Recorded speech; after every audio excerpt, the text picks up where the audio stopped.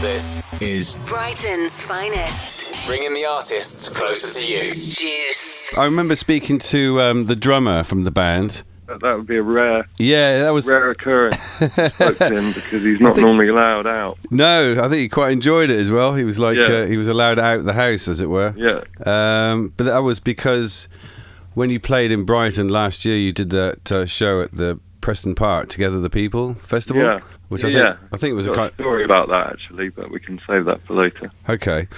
So at the time, he was talking about the album, and he was saying that it was being made in a slightly different way from before. People would come in with ideas beforehand, I think. Yeah, well, we did try that a little bit. We tried people individually writing and then bringing it in, because up until then we'd always written by playing all five of us in a room. Yeah.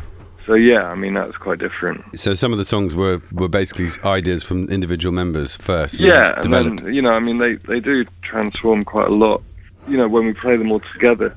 Yeah. But yeah, I mean, so we tried that, and that was sort of a new approach, and it did change the sound quite a little bit. Yeah, and in terms of the content, is there anything different about this particular album that you reckon?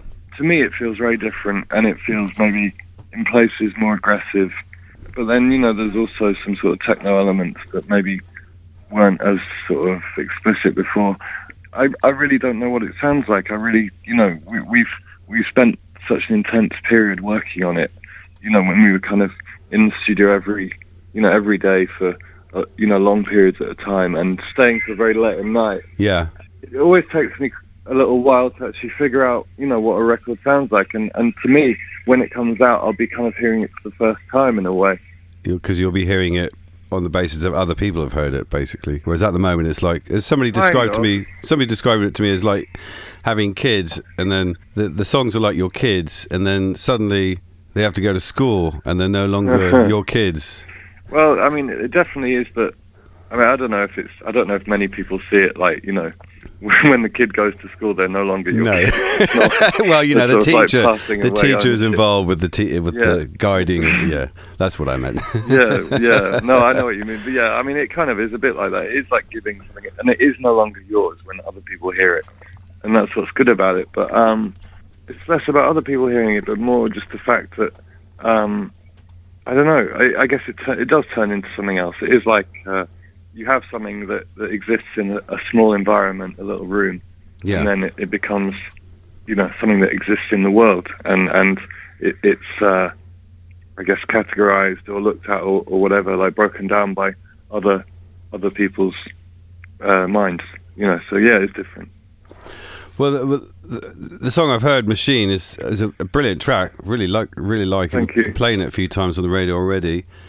And I was just looking at some of the YouTube comments, and one or two of them basically dropped that word acid in there.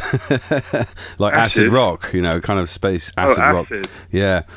Right. Sort of psychedelic a little bit. Yeah, I don't know if I would really agree with that. I mean, I guess, but then it's not really up to me to agree. I mean, I guess in the sense of maybe the surreal content, I mean, I guess the lyrics are quite surreal. Yeah, maybe. So I mean, yeah, maybe, but I don't know. Could you tell me a bit more about the lyrics? It's funny. I never really discussed the lyrics too much. I mean, is it about somebody who's cold, basically has got no emotion, very little emotion? Well, I mean, I guess that's one way of looking at it. I mean, it's like I always write sort of from a personal view, but it's not really. It's more like I was kind of interested in the idea of simulation and how close an imitation can get to the reality, before it actually becomes. I was kind of interested in that whole, the phenomenon of like the uncanny valley. How with, if you see like a doll or something that has a human likeness, there's a certain point in which it looks really grotesque to a person, to a human. Like when it's just something a bit off about it. Yeah. And that's like it's a human thing, like when you see something that approximates humanity, it's grotesque to human eyes. Yeah. Brighton's Finest. Jeff Hemmings. Jeff Hemmings. This is Juice 107.2. Brighton's Finest. Just a sort of a bit of a career overview, if you don't mind, because it's extremely impressive that you're still the same band, still the same members. Nobody's dropped out, nobody's joined, and you've changed your music style radically over the years, and you're a completely different band, really, in sound-wise, from the first album. Yeah, but I mean, I always think, how depressing would it be, the idea of being the same band? Yeah.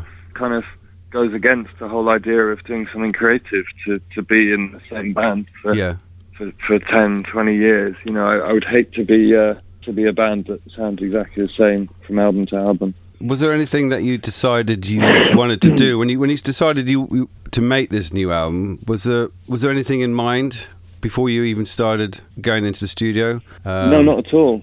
It just sort of happens naturally. It's just a sort of a natural progression, basically.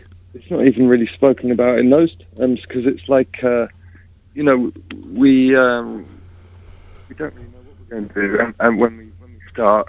But then we just don't want to be bored, basically. Yeah. We just want to, we want to have a good time, and it just happens to be that what excites us and we find enjoyable. It tends to be the new, things that are unfamiliar and things that sound, I don't know, like that we're less familiar with, and that we want to explore, basically, things that we haven't done so much, at least in the recent past. Yeah. And is there any particular secret as to why you guys seem to be so strong, such a strong relationship? Well, I mean, I think we started because we had a lot of ideas that we wanted to explore, and I think that's only kind of grown as the band's gone on. So, I think individually we do a lot of other stuff ourselves outside of the band, and I think it's just that there's a lot of stuff that we want to do. There's a lot of things we want to achieve. Although we're not particularly careerist in the sense that I don't know, we don't really have like a goal necessarily like in our heads. We're sort of all bound together by the fact that we want to explore directions, like musical directions, and see what happens. It's good to see you guys on tour later on in the year. You're going to be coming to Brighton again, and you alluded to the fact that you had something to say about your previous show at Together the People Festival last September, I think it was. Yeah, it was quite a funny thing. It was like, because when a band performs or whatever, the promoter of the show, usually they ask you if you need anything, like if you want, anything sort of, like in the dressing room or whatever. So on our list of things that we ask for, we always put at the end, we would like a surprise, which is kind of a bit of an annoying request. When you're a promoter, you just want to, you want to go and get your band a bag of crisps or something, and now they've asked for a surprise. It's just like, I can imagine that would be very annoying. So we were playing at this festival, and Brian Wilson was playing the night before us. Yeah. And we discovered afterwards that promoter had been going around sort of like, all right, what am I going to get these guys for their surprise? Because we've had quite a range of things over the years. Like some promoters just ignore it.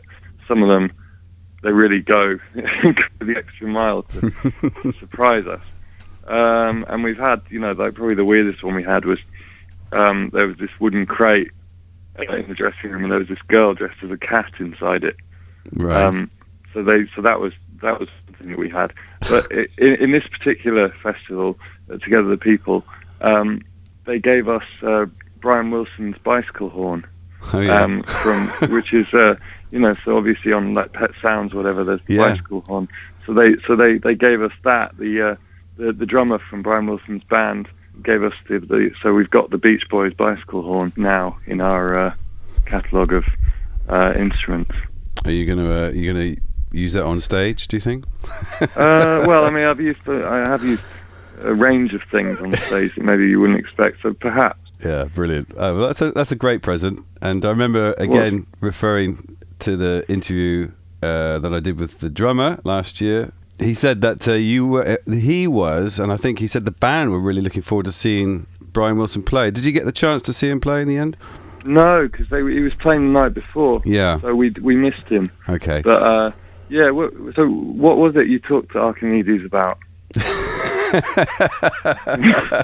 Have I got you worried?